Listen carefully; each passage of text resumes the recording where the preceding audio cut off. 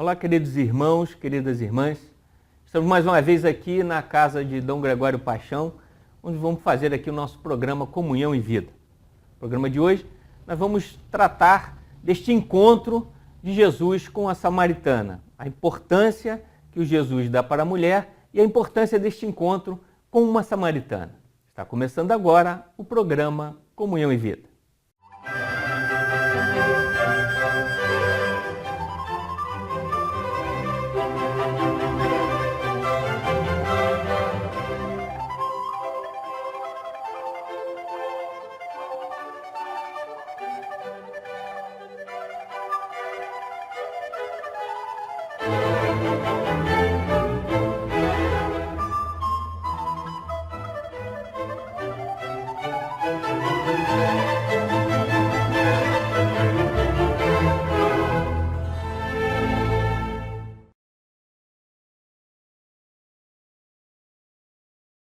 Estamos de volta aqui com o programa Comunhão e Vida, na residência de Dom Gregório. Dom Gregório, obrigado por nos receber aqui mais uma vez. E gostaria que o senhor apresentasse aí os nossos convidados para o programa de hoje. Pois bem, Márcio, é realmente uma graça muito grande, não é? Tê-lo aqui em minha casa para a gente partilhar a beleza da palavra de Deus que nos ensina tanto. E hoje, para comentar esse encontro de Jesus com a mulher samaritana, eu trouxe dois irmãos muito queridos, né? O primeiro deles é o nosso querido Padre Denis. Padre Denis é pároco, não é? Num lugar assim, bem distante de aqui, né? Quase que do extremo assim, da nossa diocese, lá em Pessegueiros, região de Teresópolis. Ele é pároco da igreja de São José e São Charbel. Então está fazendo um trabalho maravilhoso lá e vai nos ajudar nessa reflexão, né, do capítulo 4 do Evangelho de São João sobre a mulher samaritana. E aqui ao meu lado, nossa querida Nilza Ferreira, Nilza é pedagoga, é catequista da Paróquia do Rosário e também trabalha conosco na Pastoral da Educação. Então, uma pessoa muito envolvida nos trabalhos pastorais da nossa diocese, né? Sendo mulher, né, vai tratar conosco da questão da mulher samaritana. Mulher samaritana. Então, Gregório, então eu gostaria que, para a gente começar o assunto, não sei se é possível a gente dividir o texto em 3 partes, a gente comenta um em cada bloco. Então, você podia ler para a gente a primeira parte? Com todo prazer. Se você quiser nos acompanhar aí em sua casa, abra sua Bíblia no capítulo 4 do Evangelho de São João. Ali tem o encontro de Jesus com a samaritana. Eu vou ler naturalmente alguns versículos e nós vamos comentar versículo por versículo. Então, vejam só. Começo no capítulo 4, versículo 4. Era preciso que Jesus passasse pela Samaria. Chegou então a uma cidade da Samaria chamada Sicá, perto do terreno que Jacó tinha dado a seu filho José. Ali se achava o poço de Jacó. Fatigado da caminhada, Jesus sentou-se junto ao poço. Era por volta do meio-dia. Então, eu fico aqui, né, apenas o versículo 6, são apenas 2 versículos, mas eu acho que diz muito para nós. Aliás, se me permite, eu vou só mais um pouquinho adiante, porque eu acho que o versículo 7º, o 8º e o 9º vão dar talvez já a abertura para esse encontro. Leia o versículo 7º do capítulo 4 do Evangelho de São João, que nos diz o seguinte: uma mulher samaritana chega para buscar água. Jesus lhe diz: dá-me de beber. Seus discípulos tinham ido à cidade comprar alimento. Diz-lhe então a samaritana: como sendo judeu, tu me pedes água a mim, que sou uma samaritana, pois os judeus não se dão com os samaritanos. Acho que temos aí, né, um texto maravilhoso, palavra de Deus para a gente comentar. Eu gostaria, inclusive, que você explicasse então qual é esse problema entre os judeus e os samaritanos que faz ela fazer esse comentário com Jesus. Perfeito. Então, nós temos uma questão histórica assim, fundamental que eu gostaria de comentar nesse instante. Veja só, em primeiro lugar, o povo de Israel foi para o cativeiro da Babilônia. Passaram muitos anos nesse cativeiro. Depois de uma história assim muito terrível, né, vivendo no cativeiro, esse povo de Israel, que já viveu um cativeiro no Egito e agora é o da Babilônia, esse povo finalmente pode voltar, né, por uma ordem dada por Ciro. Então ele pode voltar. Mas aconteceu nesse meio tempo, nos anos que eles estiveram fora, algo realmente especial. O que aconteceu? A Babilônia, quando invadia um povo, ou seja, o povo de Israel, nesse caso, eles levavam os grandes intelectuais, os médicos, levavam os filósofos, levavam os profetas, os sacerdotes, aquelas pessoas que podiam colaborar na construção, né, pelo intelecto do seu país. Deixava lá o povão, se assim posso dizer, os mais pobres, aquelas pessoas, né, que viviam ali, né, quase na mendicância. O que a Babilônia fez? Deixou esse povo em Israel, mas mandou da Babilônia para Israel os bandidos, os mendigos, as pessoas mais pobres. Por quê? Porque nessa luta de pobres com pobres haveria uma revolução e propriamente era a forma que eles tinham para destruir aquela cultura. Então, a Babilônia mandou essas pessoas. E a partir daquele momento, o que houve? Uma junção de pessoas pobres em Israel. As pessoas de Israel, elas não queriam a presença daquelas pessoas que estavam invadindo o seu país. Mas, com o passar do tempo, a convivência era necessária, as pessoas foram se conhecendo e, naturalmente, começaram a acontecer os casamentos mistos. Desses casamentos mistos aconteceu uma coisa chamada de sincretismo. Ou seja, as pessoas de Israel mantinham a sua religião, especialmente aqueles que eram fiéis à religião de Israel, ao judaísmo, mas como começaram a acontecer alguns casamentos, os filhos dessas pessoas que haviam vindo para a Babilônia, para Israel, esses filhos não apenas seguiam a religião de Israel, mas também seguiam a religião do povo da Babilônia. Então, havia uma mistura de Adonai, o Deus de Israel, com os deuses da Babilônia. Pois bem, essa mistura ficou durante décadas.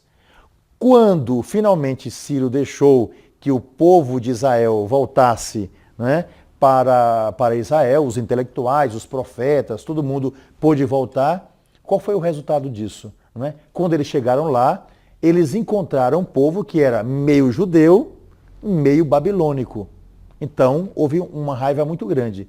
E depois, como eles puderam reconstruir o templo de Jerusalém, qual o resultado? Os samaritanos que estavam lá, que é esse povo meio-meio, né, misturado, sincrético, os judeus construíam o muro durante o dia e eles destruíam o muro durante a noite. Então, houve um ódio muito grande entre os judeus e os samaritanos.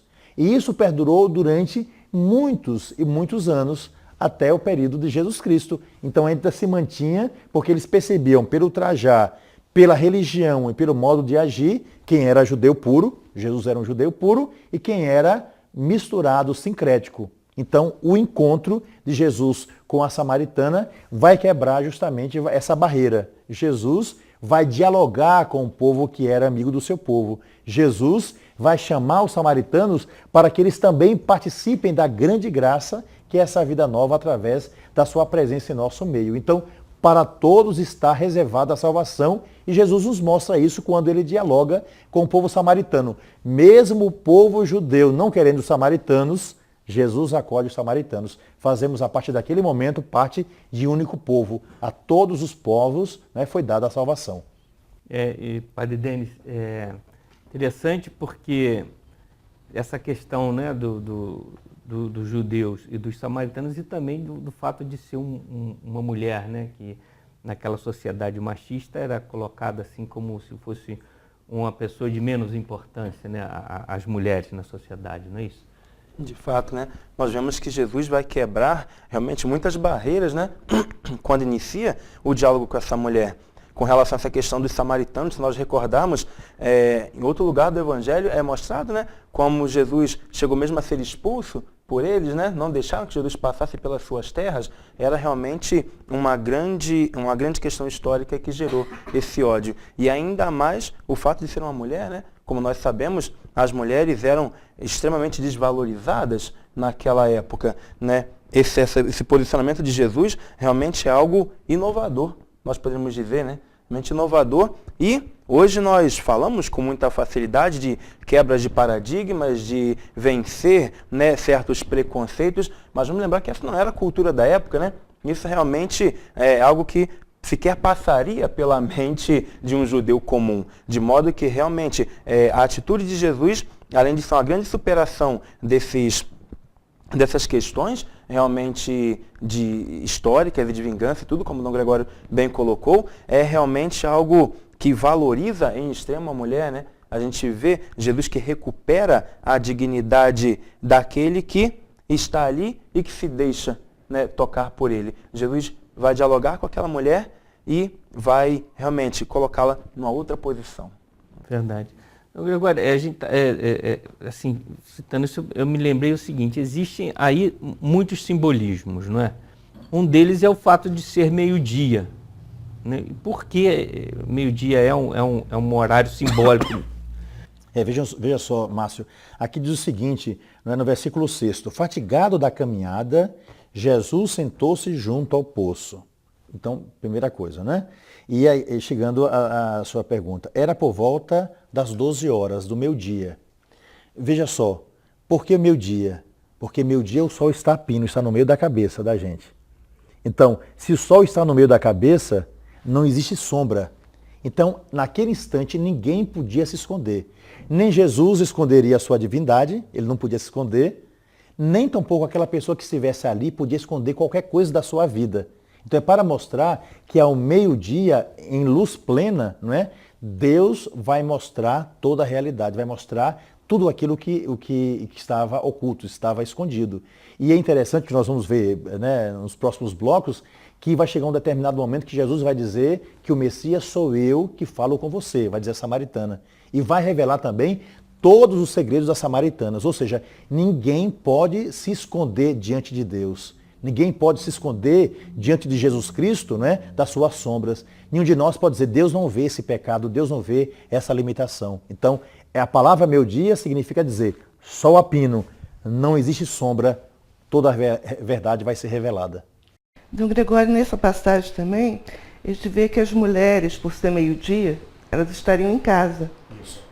Então seria também esse momento, né, de que Jesus também tenta falar, mas as mulheres da região não estariam presentes ali. Você estaria aquela mulher samaritana que, entre aspas, era desprezada pela sociedade, era pecadora na cabeça deles, né? Exatamente. Então, o encontro da gente com Jesus sempre se dá, não é, individualmente. Claro que é na comunidade que nós nos tornamos mais fortes, mas Jesus vai sempre encontrar com as pessoas individualmente. É bonito esse encontro, né? Jesus não olha a multidão e acaba não enxergando ninguém, não. Jesus olha as pessoas e para cada um de nós individualmente, nos ama individualmente. É a beleza de nós sentirmos amados por aquele que é o Senhor. Nesse episódio, é bem interessante nós penetrarmos na história do povo de Israel. Por quê?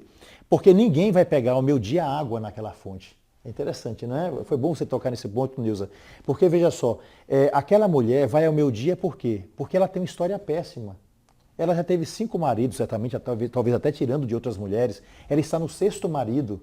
Ela não ia no horário que as mulheres iam pegar água por um motivo muito simples. Porque ela não queria que todo mundo dissesse, olha aquela mulher ali, olha, que já está no 6º marido. Olha aquela que tirou o marido de fulana. Olha aquela que quebra aquilo que é o respeito na família. Olha aquela mulher que não tem valor algum. Então, ela foi ao meio-dia porque ela sabia que não ia encontrar com ninguém. Ela não queria que ninguém enxergasse o seu pecado. Ela vai ao meio-dia num esforço imenso, porque em Israel, ao meio-dia, a temperatura chega aos 52 graus centígrados, 54 graus centígrados.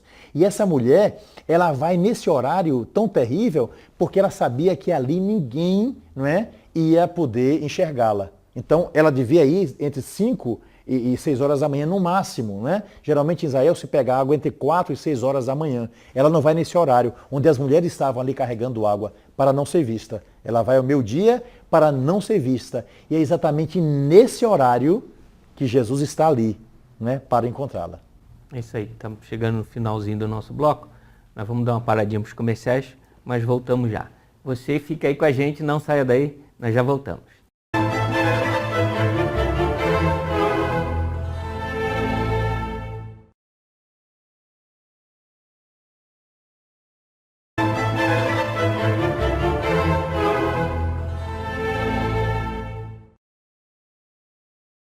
Estamos de volta com o programa Comunhão e Vida e estamos falando hoje no nosso programa, numa passagem do Evangelho de São João, Jesus no encontro com a samaritana.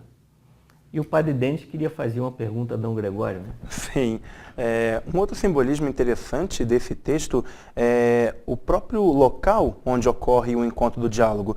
Diz o texto que era uma localidade chamada Sicar. Você poderia expressar para a gente um pouco o simbolismo desse nome? Sim, isso é bem interessante. É interessante sua pergunta, padre Denis. Veja só, a palavra Sicar significa sedenta, né? Então Jesus está passando pela Samaria, né? Ele passa por um lugar chamado Sicar, perto do poço que Jacó tinha dado a seu filho José. Ou seja, Sicar significa sedenta. Então, aquela cidade era uma cidade sedenta, era uma cidade que desejava uma água viva, né? Aquela mulher que vai se encontrar com Jesus, ela é também sedenta, é uma mulher que tem sede. Né? No primeiro momento nós vamos ver que ela tem sede de amor, ela tem sede do casamento, ela tem sede de realizar bem a sua vida, mas por mais que ela tivesse buscado tudo isso, ela permanecia sedenta, ela permanecia seca. Então é uma cidade seca. Por que aquela cidade é seca? Primeiro, porque os seus habitantes buscaram a fonte e não conseguiram encontrar nada. Segundo lugar, porque o nome Sicar, sedenta, porque é seca. Porque faltava ali algo essencial. O que faltava? Deus. O que faltava? Uma presença clara daquele que é o Senhor. Então Jesus vem quebrar o sincretismo, né, daquela cidade para finalmente saciar a sede que aquelas pessoas tinham de justiça, sede de Deus, sede de alegria, sede de realização plena. Então aquela cidade se chama Sicar, sedenta. E essa cidade vai finalmente encontrar a sua fonte, que é Jesus Cristo. Você está falando, então, Jesus chega ali fatigado, né? Eu gostaria de saber, né? Porque Jesus, né? Logo filho de Deus, cansado, né? E porque se ele chega ali no poço, porque ele não mesmo pega água e bebe? Porque ele pede a mulher, me dá de beber, se ele podia ele mesmo pegar água. Isso, veja só, Márcio, essa passagem é bem interessante, que nos diz o seguinte. Chegou então a cidade chamada Sicar, perto do terreno que Jacó tinha dado a seu filho José. Vejam só, era um lugar seco, mas que havia um poço, havia uma esperança. Né? Porque num lugar totalmente seco, Sicar, né? Como existe um poço, ali existia uma fonte de água. Então já é uma beleza. Né? Então nunca ninguém é tão seco que não tenha alguma coisa. Né? Existe sempre a possibilidade do novo, a esperança que se dá naquele momento. Não é? Então, fatigado da caminhada, não é? Nós estamos no versículo 6º do capítulo 4 do Evangelho de São João, que nos diz, fatigado da caminhada, Jesus sentou-se junto ao poço. Jesus não é o poço, Jesus é a fonte. Né? O poço é uma água parada. Jesus é a fonte, ou seja, é uma água que se dá o tempo todo. Primeira coisa, isso é importante. Mas Jesus também estava caminhado. Por quê? Porque Jesus era Deus, mas Jesus também era homem. É Deus e homem. Então, como homem, Jesus se cansava, as pernas ficavam cansadas. Nós não podemos nos esquecer que é uma região desértica. Até hoje Israel é um lugar desértico. Então, o sol quente, meio-dia, você pode imaginar, não é? A dificuldade dessa grande caminhada. Depois, falar o tempo todo, a voz devia estar cansada, os pés cansados. A gente nunca percebe como devem estar os pés de Jesus. Ele não andava de tênis, ele não andava de sapato, ele andava sem meia, andava de sandália. Então um pé rachado, não é? Um pé cansado. Né? Então Jesus também está fatigado porque depois de pregar tanto, não é? Ele está, né, também cansado. Porque quantas pessoas disseram não, nós não queremos o que você está pregando, nós não queremos isso, vai embora da nossa terra, não é? Nós temos nossa religião, nós temos aqui os nossos deuses, vai embora daqui. Então é decepção também ao longo da sua pregação. Né? Então Jesus está cansado. Então o que é que ele quer? Quer parar. Mas isso também é importante para nós.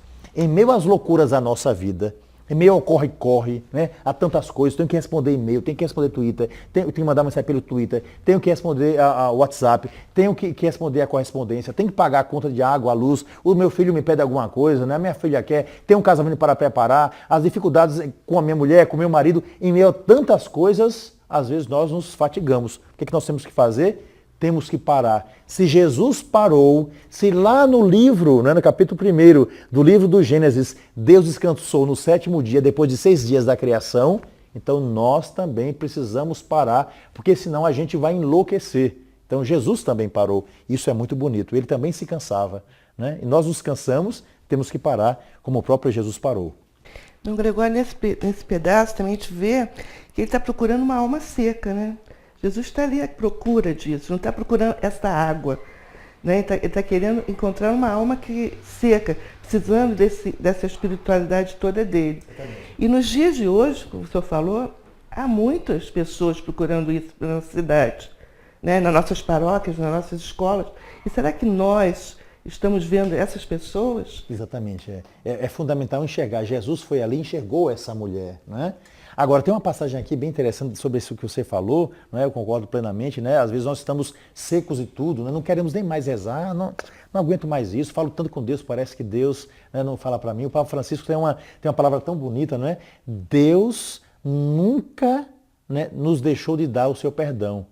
Nós é que nos esquecemos de pedir a sua misericórdia. Não é? Então, porque aquele que perdoa os pecadores não perdoa apenas uma vez, perdoa 7 vezes, né? 70 vezes. Então, é o perdão contínuo de Deus para nós. Mas sobre essa passagem, veja só que coisa interessante aqui, no versículo 7 que nos diz, uma mulher samaritana chega para buscar água, é a presença feminina que chega naquele horário. Né? Jesus lhe diz, dá-me de beber. Jesus tem sede física. A sede de Jesus está repleto da graça, mas ele tem sede física, como eu tenho a sede de tomar um pouquinho de água.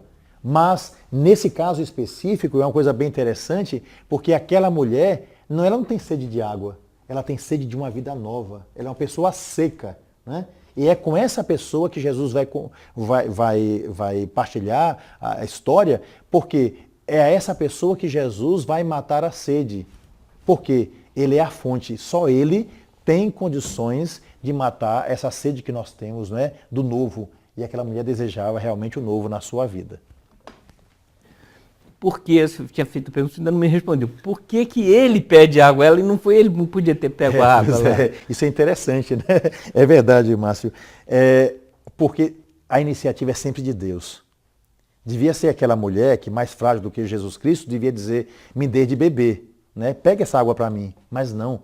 É Jesus que diz a essa mulher, dá-me de beber. Versículo 7 do capítulo 4 do Evangelho de São João. Dá-me de beber. Então, é Deus que sempre toma a iniciativa. Né? Na nossa vida, a graça vem sempre por antecipação. Deus já nos deu tudo. Basta que a gente tenha coragem de pegar aquilo que Ele nos deu. Né? Então, Deus diz, né, dá-me de beber. Ou seja, Jesus diz para aquela mulher, dá-me de beber da sua vida. Dá-me de beber da sua experiência, né? Dá-me de beber da sua secura, porque aí dentro de você existe um poço. E por mais que você não enxergue essa secura, eu desejo beber da água da sua existência.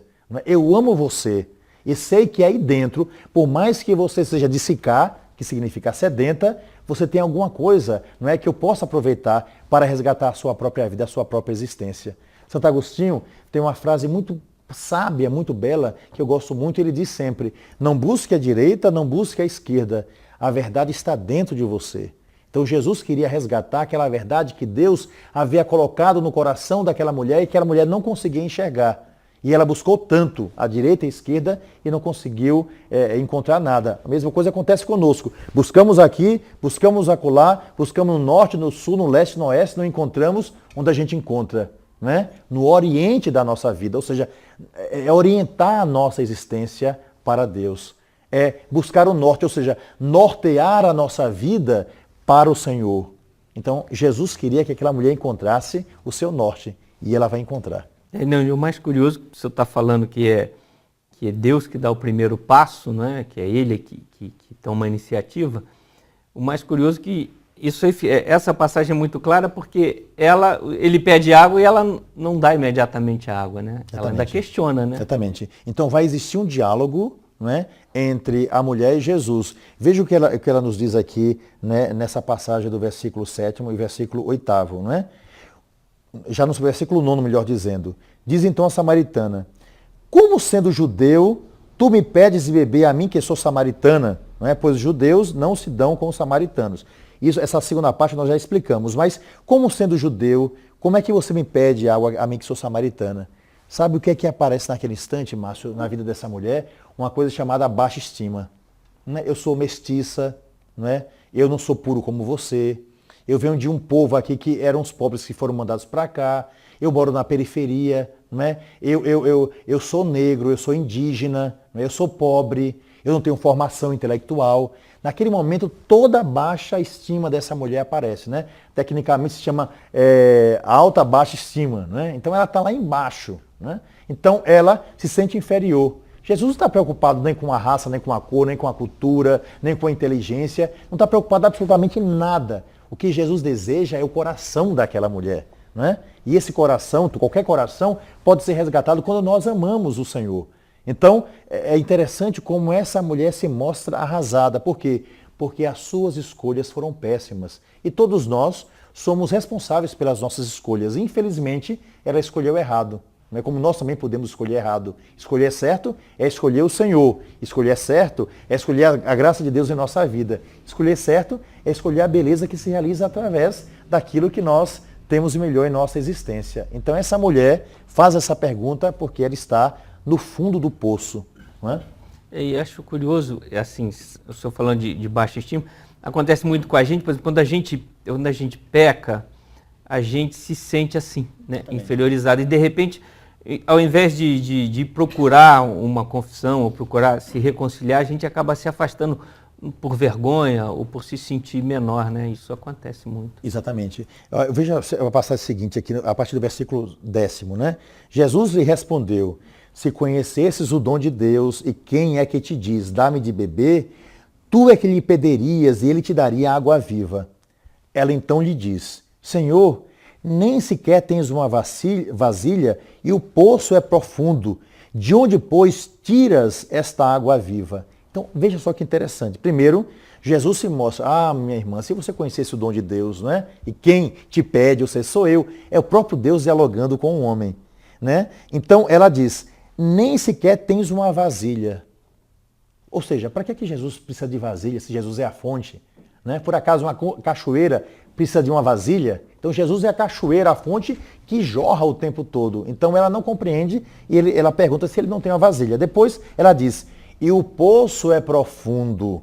Ou seja, no fundo ela diz: olhe, o poço interno aqui não tem água alguma. O senhor pode cavar, o poço é profundo, profundo, profundo, o senhor não vai encontrar nada, porque eu sou sedenta, eu sou seca, eu vivo numa terra seca, eu não tenho nada. Como é que o senhor vai tirar essa água viva? Ela pergunta isso, né? Ou seja, ela não percebe que Jesus não está lendo a sua aparência de secura. Jesus está lendo o seu coração. E no coração dessa mulher existe uma possibilidade. E é sobre essa possibilidade que Jesus vai trabalhar. Isso, Padre Denis. E que água viva seria essa, né? Nossa, uma coisa que sempre chama atenção, como Jesus começa a revelar a essa mulher o mistério do batismo, né? O mistério da vida de Deus em nós.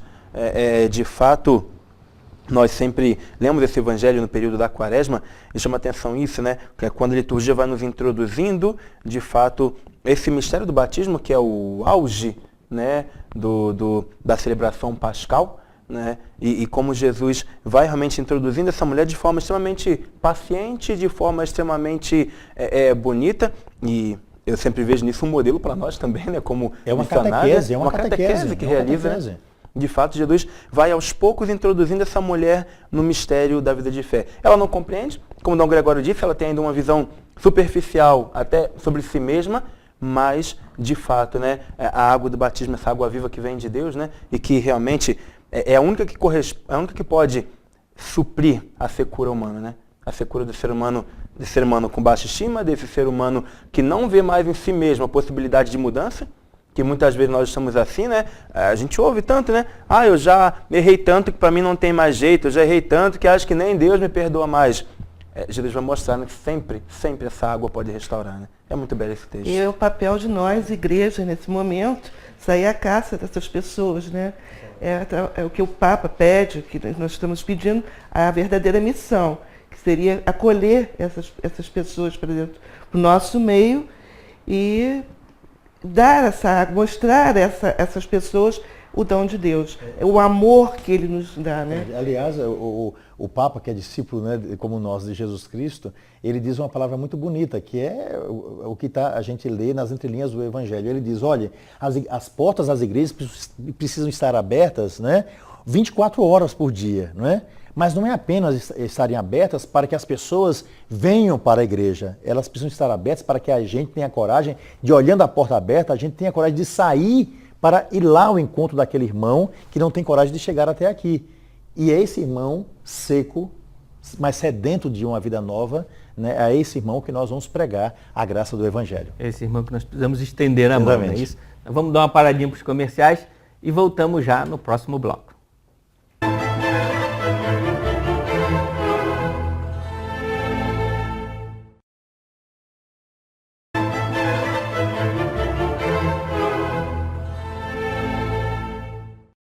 Estamos de volta aí no último bloco do programa Comunhão em Vida. Eu pedi que o Dom Gregório, então, acabe de ler o trechinho do Evangelho. Né? Vou ler alguns versículos do capítulo 4 do Evangelho de São João. Espero que você esteja com sua Bíblia aberta em casa, é fundamental, não é? Vou ler alguns versículos desse capítulo 4 que nos diz o seguinte. É o diálogo de Jesus com a samaritana. Disse-lhe a mulher, Senhor, dá-me de beber desta água, para que eu não tenha mais sede, nem tenha de vir mais aqui para tirá-la. Jesus disse, vai, chama o teu marido e volta aqui. Não tenho marido, respondeu a mulher. Jesus lhe disse, falaste bem, não tenho marido, pois tiveste 5 e o que tens agora não é teu marido. Nisto falaste a verdade. Disse-lhe a mulher, Senhor, vejo que és um profeta. Nossos pais adoraram neste monte, mas vós dizeis que em Jerusalém é que se deve adorar. Disse-lhe Jesus, acredita-me, mulher, vem a hora em que nem nesse monte, nem em Jerusalém adorareis o Pai. Vós adorais a quem não conheceis. Nós adoramos o que conhecemos, porque a salvação vem dos judeus. A mulher disse então, sei que o Messias, que se chama Cristo, está por vir. Quando ele vier, nos anunciará tudo. Disse-lhe Jesus, sou eu que falo contigo. Isso é muito forte, essa passagem, né? E ela é cheia de mistérios, assim, né? Como é que ele sabe? Como é que ele... Por que dele dizer a ela que dos maridos, essas coisas todas, né? Então, primeira coisa, Márcio, né? Então, essa mulher, depois que se encontra com Jesus, e Jesus fala da água viva, ela diz, olha, me dê dessa água para que eu não precise mais voltar aqui, né? Aparece um lado que é bem da gente, é preguiçoso, né? Se nós pudéssemos, num único dia nós escovaríamos os dentes 365 vezes para durante o ano não precisar escovar mais, né? Mas a vida não é assim. Seria ótimo se nós pudéssemos pegar um vidro de remédio, tomar tudo de uma vez só para acabar com a doença e não precisar tomar mais remédio naquele horário chato que nós temos que tomar, né? Então a mesma coisa, ela queria saciar sede, essa sede material. Só que Jesus está falando de uma outra água, a água do batismo, a vida nova, renovar a vida. Então essa mulher está apenas preocupada com isso. Jesus está discutindo com essa mulher em alto nível, mas a mulher não consegue entender. O que é que Jesus faz? Jesus vai falar numa linguagem que a mulher consegue entender. O que ele nos disse? O que ele disse para a mulher? Vai, chama o teu marido e volta aqui. O que é que a mulher responde? Eu não tenho marido. Aí Jesus toca naquilo que ela não queria que ele tocasse. Por isso, meu dia, não dá para se esconder. Por isso ela não quis ir às 4 horas da manhã pegar água, ela foi ao meu dia para que ninguém enxergasse o seu pecado. E naquele momento Jesus vai falar daquilo que essa mulher escondeu, queria esconder de todo mundo. Sim, falaste bem, você tem 5 maridos e o 6º não é seu marido. Ora, quando Jesus disse isso, aquela mulher ficou, e ela vai dizer, vejo que és um profeta, porque Jesus adivinhou o que ela tinha no coração. Em primeiro lugar, o que são 5 maridos? Os 5 maridos são 5 sentidos. Aquela mulher, não é? Ela encontrou um homem, que naquela terra os homens não tomavam banho todos os dias, encontrou um homem extremamente cheiroso. E ela disse, olhe, esse aqui é o homem da minha vida, não é? Ele usa perfume Pierre Cardin, ele usa Azarro, não é? Ele usa Dolce & Gabbana, esse negócio que as pessoas geralmente usam Avon, não é? Esse negócio todo. Então, esse homem aí é perfeito para mim. Então casou com aquele homem. Mas aquele que cheirava tão bem, acabou voltando à antiga vida. Ela mandou embora. É o olfato. Ela vivia apenas para os sentidos. Ela encontrou um homem extremamente belo. Ela disse, um homem tão bonito como esse, não é? Esse homem não vai me decepcionar. Casou, mas a velhice passa. É a visão. Viver apenas do sentido daquilo que é belo. A velhice chegou, ela mandou embora. Ela encontrou um homem que dizia as mais belas poesias, né? E ela disse, olha, um homem que diz coisas tão lindas aqui para o meu ouvido, esse homem é perfeito. Casou com esse terceiro homem, que é o sentido, né? Então, esse homem também foi embora. Aquele que falava palavras lindas, começou a machucá-la com palavras feias. Ela o mandou embora. Ela encontrou um quarto homem na sua vida, que era um homem que beijava melhor do que qualquer outro homem. Ele disse, esse homem que tem os lábios de mel, esse é o homem perfeito para a minha existência. E ela casou com esse homem. Mas aquele que tinha lábios de mel acabou se tornando, não é, lábios de fel. Então é o paladar, quarto sentido. Ela encontrou um quinto homem. Esse quinto homem, quando passava a sua mão na pele daquela mulher, aquela mulher ficava toda arrepiada, né? E tinha uma boa pegada, como o pessoal costuma dizer, né? hoje em dia. Pois bem, aquele homem que a mantinha arrepiada bateu certamente nessa mulher, atingiu profundamente seu coração, se tornou violento, ela o mandou embora. São os 5 sentidos. Essa mulher vivia apenas pelos 5 sentidos. Por que Jesus falou 5 e falou de um sexto? Porque para o povo de Israel, e nós pegamos isso na cultura brasileira, as mulheres não apenas têm 5 sentidos, mas a mulher tem um 6º sentido. E aquela mulher encontrou um homem que beijava bem, um homem que era bonito, um homem que era cheiroso, um homem que dizia poesias e um homem que tinha uma boa pegada. Então esse homem tem todos os sentidos, esse é o perfeito. Esse homem também, que era o 6º sentido, também enganou essa mulher. E ela dizia, não tive homem algum. Ou seja, quem vive apenas pelos sentidos, quem vive apenas, né, pelo prazer, quem vive apenas pelo hedonismo, como nós falamos tecnicamente, essa pessoa vai ser extremamente infeliz. Porque em nós existe algo especial, uma vida espiritual. Não é? Muito além dos sentidos, nós temos algo que dá sentido à nossa vida. Então, aquela mulher vivia dos sentidos, mas Jesus queria que ela desse sentido à sua vida, que são coisas totalmente diferentes. Agora vejam só, 5 maridos, 6º marido, 6 homens, a imperfeição. Aparece diante dessa mulher quem? Um 7º homem. O 7, o que significa para Israel? A perfeição. Então, esse homem, que é Jesus Cristo, não quer o corpo daquela mulher, quer a alma. Esse homem não está interessado de tirar alguma coisa daquela mulher. Esse homem que é Jesus Cristo quer dar a sua vida, quer dar totalmente o seu amor, quer dar a sua existência, quer resgatar a vida dessa mulher. Então é essa beleza que nós encontramos nesse diálogo. E essa mulher vai dizer, vejo que és um profeta. Logo adiante ela vai dizer, o Messias que está por vir, ou seja, é uma catequese. Primeiro ela encontra Jesus como homem, depois encontra Jesus como profeta, depois ela tem dúvida, será que é o Messias? E nós vamos ver finalmente na leitura final desse texto, né, que aparece aqui a beleza, né, que ela realmente encontra o Messias. Por quê? Porque como o sol está a pino, é o meu dia, que nós já comentamos isso anteriormente, nem o próprio Jesus podia se esconder. O que acontece aqui no versículo 26? Jesus lhe diz coisa que ele não diz às outras pessoas. Jesus lhe diz, o Messias sou eu que falo contigo. Então, Jesus se revela totalmente ao coração daquela mulher. Veja que beleza. Eu acho, pois é, e depois, eu acho que continua o texto, né, e ela sai dali e vai divulgar, né, para os seus essa mensagem que ela recebe de Jesus. É quase como os catequistas fazem, né? Exatamente. Então, porque a primeira coisa que a gente apresenta para as pessoas não é a igreja, não é isso aqui. A primeira coisa que nós devemos apresentar para as pessoas é aquele que dá sentido à nossa vida, que é Jesus Cristo. Agora, vamos para o versículo 39 para nós concluirmos essa reflexão, que nos diz o seguinte: muitos samaritanos daquela cidade acreditaram nele por causa da palavra da mulher que atestava. Ele me disse tudo o que fiz. Por isso, indo ter com ele, os samaritanos pediram-lhe que permanecesse com eles, e ele ficou até ali 2 dias. Bem mais numerosos foram os que acreditaram por causa da palavra dele. E diziam à mulher, já não é por causa das tuas palavras que acreditamos. Nós próprios o ouvimos e sabemos que este é verdadeiramente o Salvador do mundo.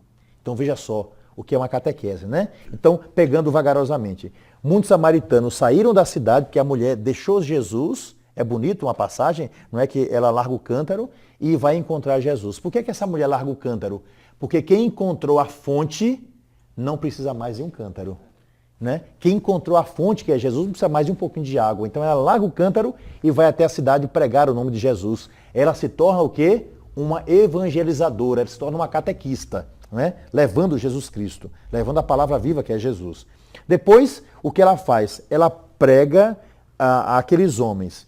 Agora, aqueles homens vão até Jesus. Então ela traz como missionária, né, traz Jesus os homens até Jesus. É o que nós fazemos isso através da evangelização. E Jesus permanece com eles 2 dias. Por que Jesus não permaneceu 3, 4, 5? Também isso é significativo. O missionário tem direito a passar 2 dias comendo de graça na casa das pessoas. Mas para a cultura judaica, se você passasse mais de 2 dias, você tinha que trabalhar na roça.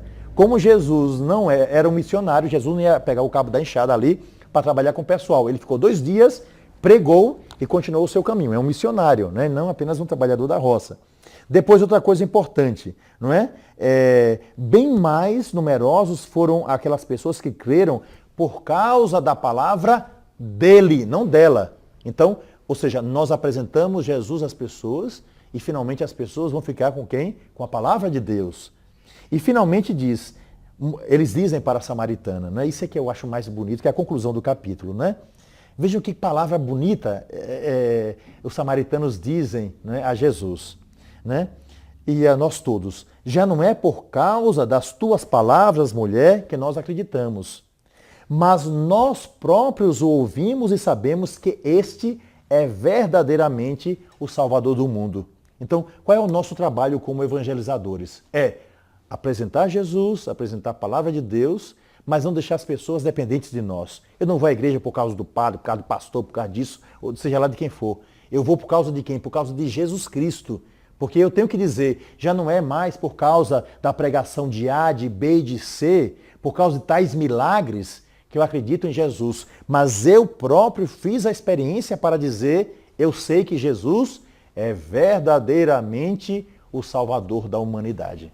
Verdade. Então, quer dizer, a nossa função, quer dizer, é ser instrumento, não é? Exatamente. Quer dizer, ser instrumento, levar a mensagem de Jesus e deixar que Jesus habite a vida das pessoas sem que a gente se coloque, né, como o grande pregador, né? Exatamente. Nós somos apenas medianeiros da beleza dessa palavra. O importante é Jesus. Exatamente, é Jesus. Veja só, a mediação para o nascimento foi a Virgem Maria. O que ela fez? Nos entregou Jesus. Né? Então, né? João Batista, mediador de uma nova etapa. É preciso que ele cresça e que eu desapareça.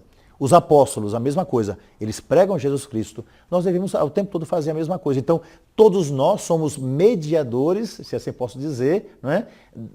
Para que a palavra de Deus chegue. Mas só existe um único mediador entre Deus e a humanidade, que é Jesus Cristo. Então, essa que é a grande graça. Então, todos nós, pela nossa oração, colocamos, não é, nas mãos do Senhor aquilo que o próprio Jesus vai entregar nas mãos do Pai. É isso aí.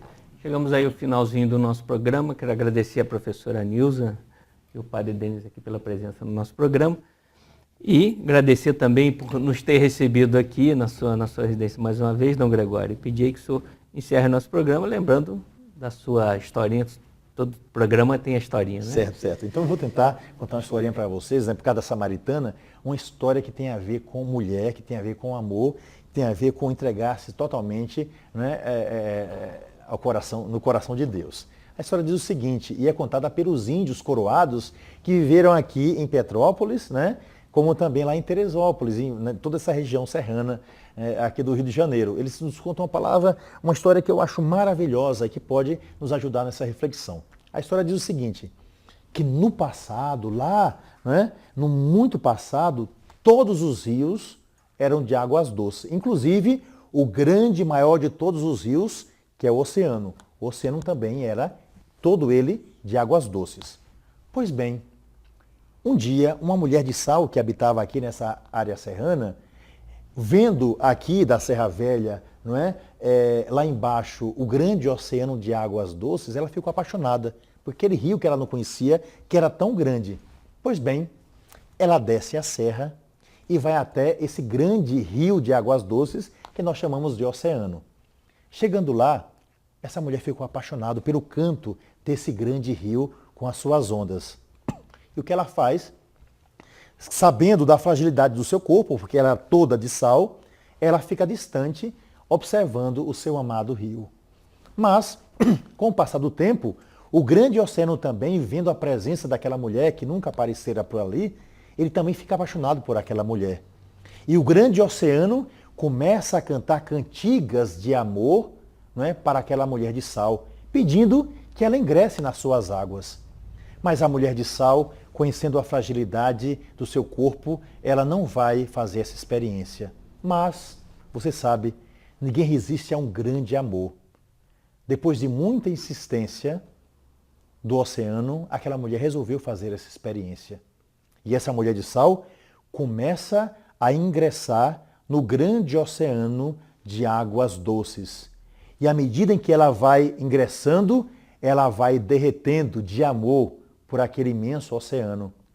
E quando ela já estava quase toda derretida, ela dá um último grito antes de se derreter totalmente. E o grito que ela dá, ela diz Kyrimure, na língua dos índios coroados, que traduzindo significa fui vencida pelo amor.